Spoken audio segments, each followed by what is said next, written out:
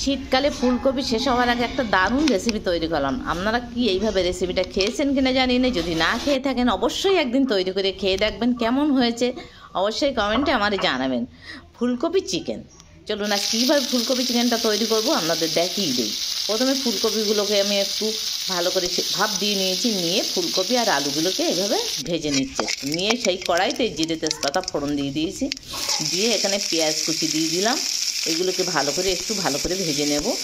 যদি আপনাদের এই ভিডিওটি ভালো লাগে অবশ্যই একটা লাইক করবেন, চ্যানেলটিকে সাবস্ক্রাইব করে দেবেন। নতুন যারা আছেন তারা চ্যানেলটিকে সাবস্ক্রাইব করে দেবেন। এইবার আমি চিকেনটাকে ভালো করে এইভাবে নুন হলুদ আর একটু মশলা কী দিয়েছি মশলাটা আপনাদের দেখানো হলো না।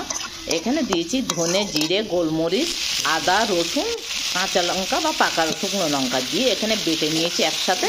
নিয়ে মশলাটাকে কষিয়ে নিলাম, মাংসটাকে নিয়ে ফুলকপি আলুগুলোকে চটজল দিয়ে আমি এখানে দিয়ে দিলাম। দিয়ে একটু নেড়ে চেড়ে একটু হালকা গরম জল আমি এখানে দিয়েছি। সামান্য একটু গরম জল দিয়ে দিলে তরকারিটা ভালো হয় আর খেতেও ভালো লাগে। এবার গরম জল দিয়ে খানিকক্ষণ আমি এখানে ফুটিয়ে নেব। এবার এখানে দুটো কাঁচা লঙ্কা দিয়ে দিলাম, একটুখানি সামান্য হলুদ দিয়ে দিলাম। দিয়ে কিছুক্ষণ ফুটতে থাকলেই আমাদের সিদ্ধ হয়ে যাবে এগুলো। এই যে খানিকক্ষণ ফুটে উঠেছে, আমাদের মাংস প্রায় ফুলকপি মাংস প্রায় রেডি। এখানে আমি একটু গরম মশলা ছড়িয়ে দিয়ে নামিয়ে নিলেই আমাদের এটা রেডি হয়ে যাবে ফুলকপি মাংসটা। এই দেখুন কত সুন্দর হয়েছে, খেতেও কিন্তু খুব অসাধারণ। একদিন অবশ্যই তৈরি করে খেয়ে দেখবেন, আর বেশি বেশি করে সবার সাথে শেয়ার করে দেবেন এই রেসিপিটা, সবাই যেন একটু দেখতে পারে।